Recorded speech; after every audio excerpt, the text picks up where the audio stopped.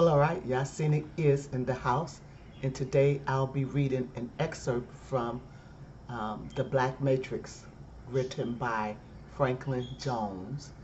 And I did not download this as a PDF off the internet, so I won't be putting a link in the description box. I did, however, get this from a post on my Facebook page. So, welcome to the real world. These are all facts that can easily be verified. So, without black people, there would not exist skyscrapers. This is because black people invented the elevator, the air conditioner, and central heating. Alexandra Miles invented the elevator. Frederick Jones invented the air conditioner, and Alice Parker, a black woman, invented the heating furnace in 1919, which provided central heating. Without black people, there wouldn't be any cars because black people invented the motor, the spark plug, and the earliest car called the horseless carriage. So J. Gregory invented the motor. Edmund Berger invented the spark plug. A black inventor and carriage company entrepreneur named Charles Richard Patterson is a builder designer of the earliest automobile. Patterson and his sons invented a car. They nicknamed it the horseless carriage. C.R. Patterson and Sons were forced out of the business by Henry Ford. In 1939, the company closed its big wooden doors. These are all facts that white historians have concealed. There's more. If you enjoy using the internet, thank Philip Amewale, which is a Nigerian computer scientist. He's regarded by many as being the father of the internet. He invented the supercomputer in 1987. It was his formula that used 65,000 separate computer processors to perform 3.1 billion calculations per second in 1989. So that feat led to computer scientists comprehending the capabilities of supercomputers and the practical applications of creating a system that allowed multiple computers to communicate. So Philip also invented the accurate weather forecasting system in 1990.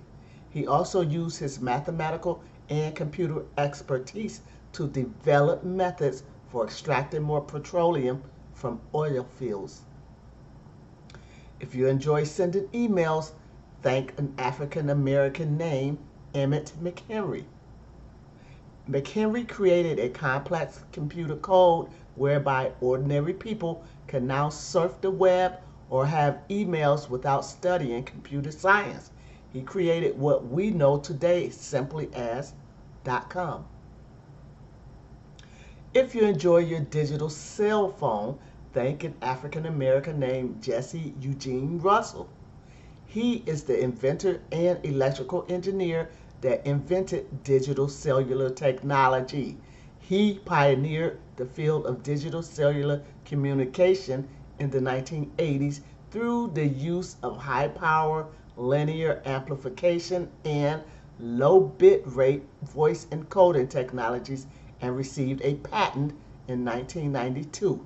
U.S. patent number 5084869 for digital cellular base station design. That's what the patent was for. So Jesse Russell holds several patents and is a key person to the invention of the modern cell phone. So if you enjoy using your PC monitor, thank an African American named Dr. Mark Dean. Dean is the inventor or computer scientist and engineer responsible for developing a number of landmark technologies, including the modern color PC monitor, the industry standard in 1981. In 1999, Dean also led a team of programmers to develop one of the stepping stones of modern day computer technology, the first gigahertz chip. So, the CMOS microprocessor chip is remarkable because it processed a billion calculations and large amounts of data in a second. Dean holds 20 individual patents.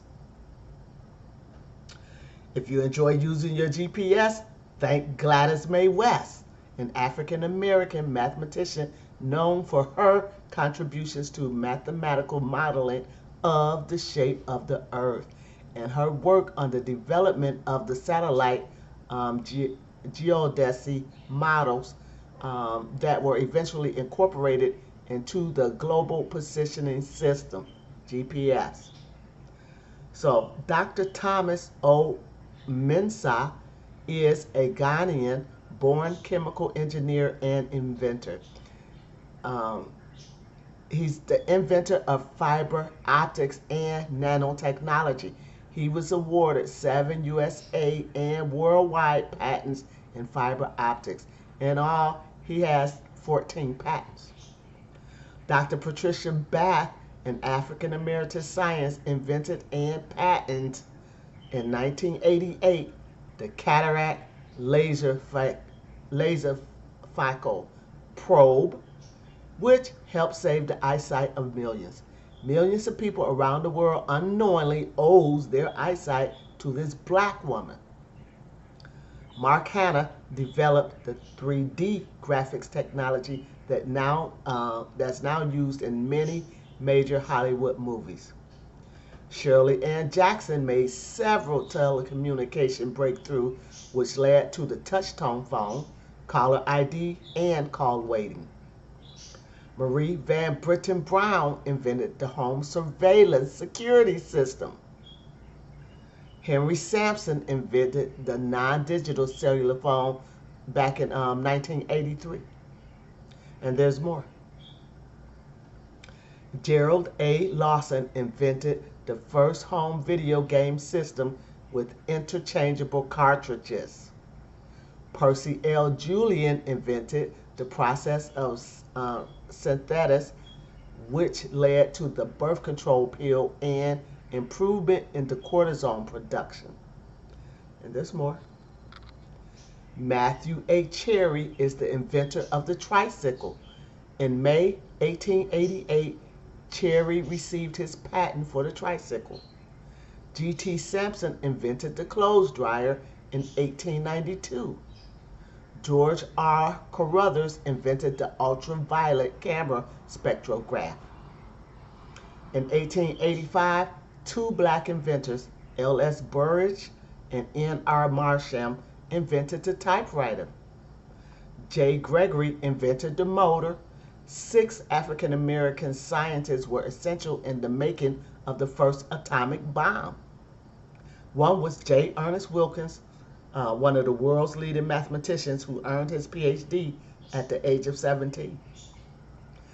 Alexander Miles invented the elevator and safety devices for the elevator. Patent number 371207. Alice Parker, a black woman, is credited with inventing the heating furnace in 1919, which provided central heating. Garrett A. Morgan invented the automatic traffic signal and the gas mask. Edmund Berger invented the spark plug. J.B. Winters invented the fire escape ladder.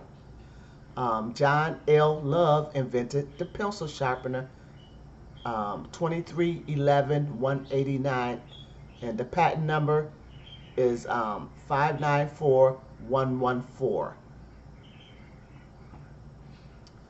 Yeah, I missed on that date, 23-11-189 is missing a letter for the year, so look it up yourself. John L. Love invented the pencil sharpener. I gave you the patent number, 594114. And I told you Frederick Jones invented the air conditioner. John A. Johnson invented the wrench. John Standard invented the refrigerator. Lewis Howard Latimer invented the electric lamp and the filament for the light bulbs.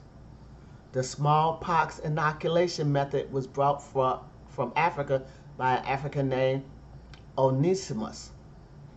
Philip Downing invented the letter drop mailbox in 10/27/1892. Okay, John Burr invented the lawnmower.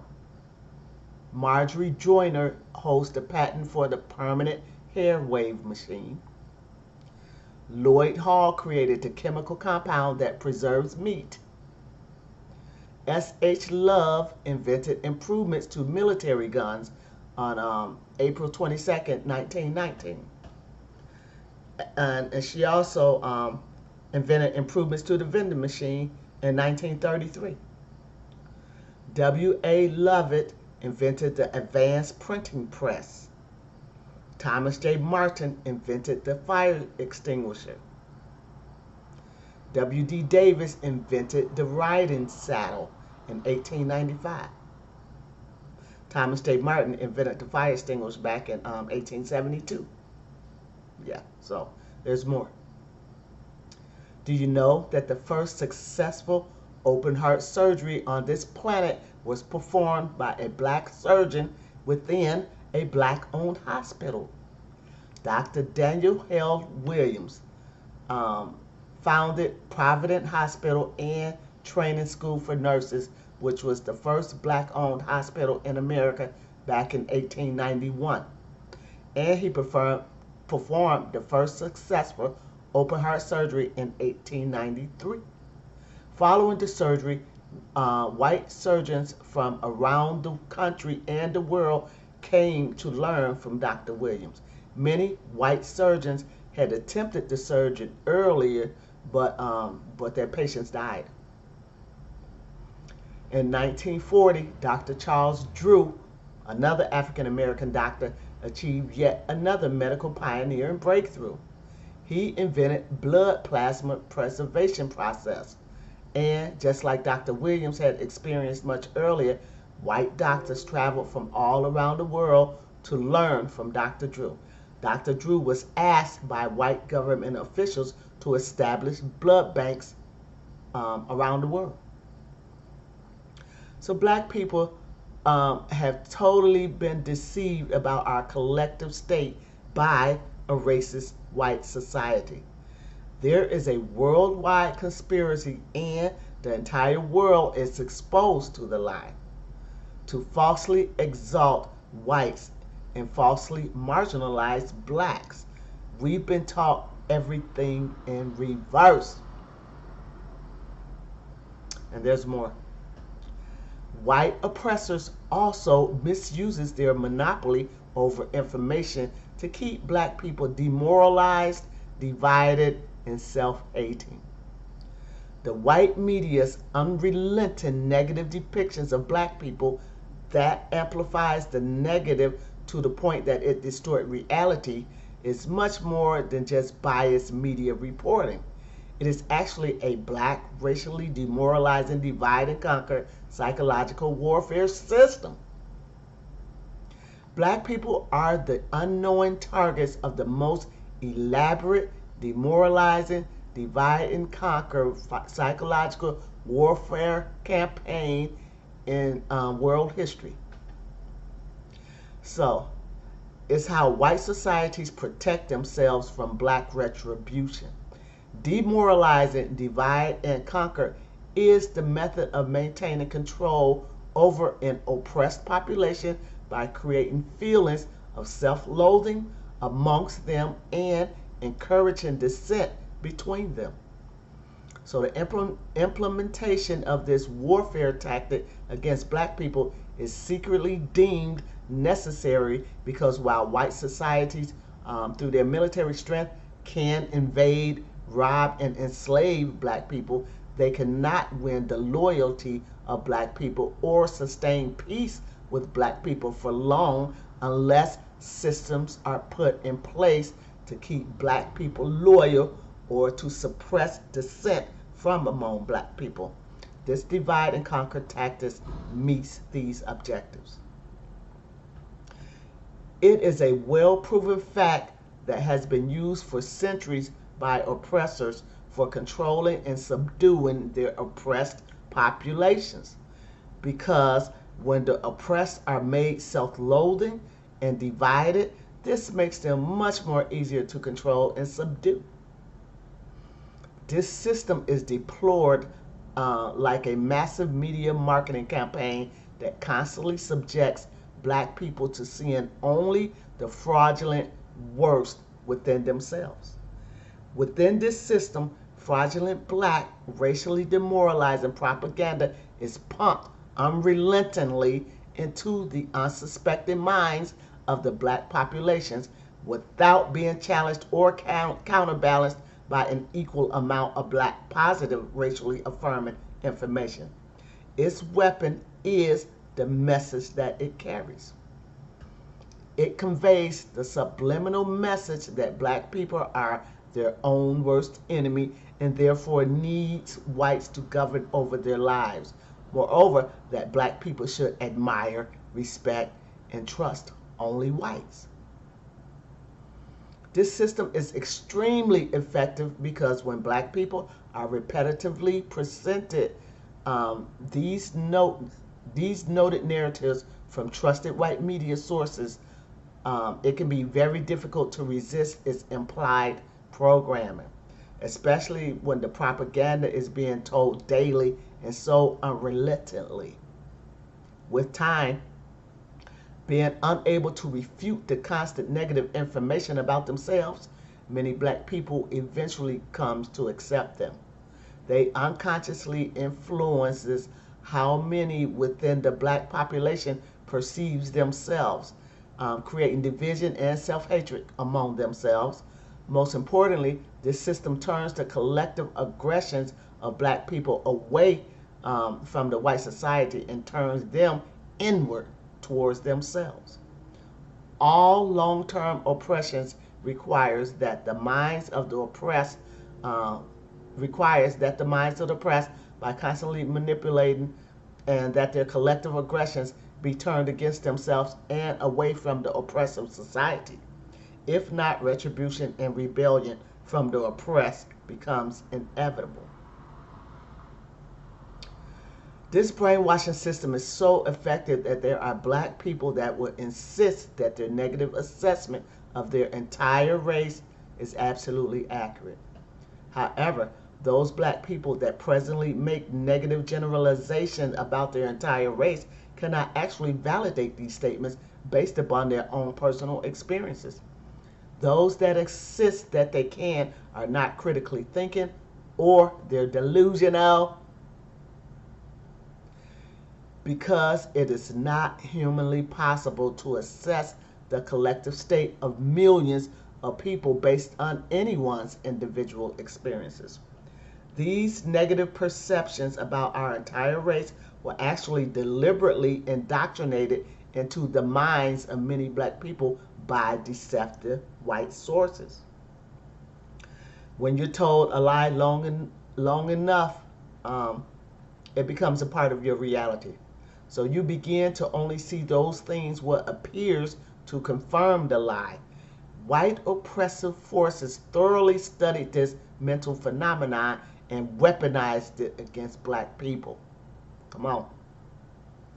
This psychological warfare program works so well, in fact, that it not only makes black people more compliant with white dominance over their lives, it in fact makes many even prefer it.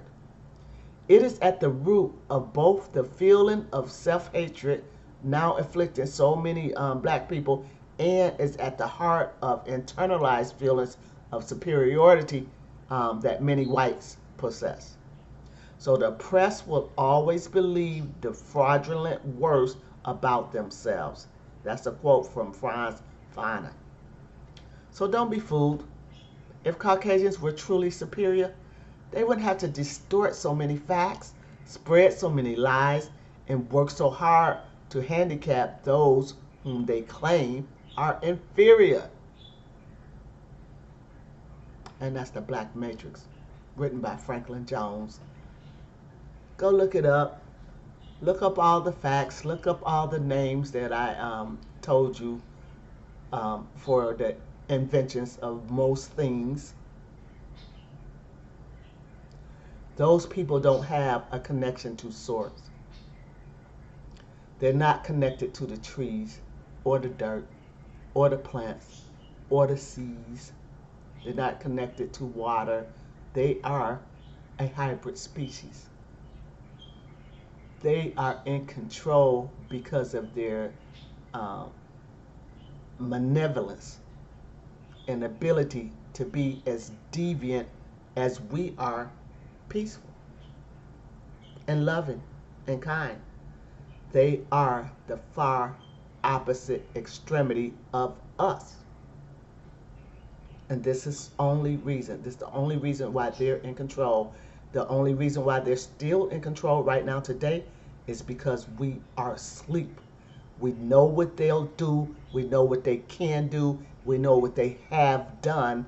And yet we won't devise no kind of plan to get ourselves from under their oppression. And that's where we're at today. When enough of us wake up, we can change the world. Oh, I promise you we can. But not today. With that being said, with that being read, and with your ass being fed, Yahsinni can go to bed. But not now.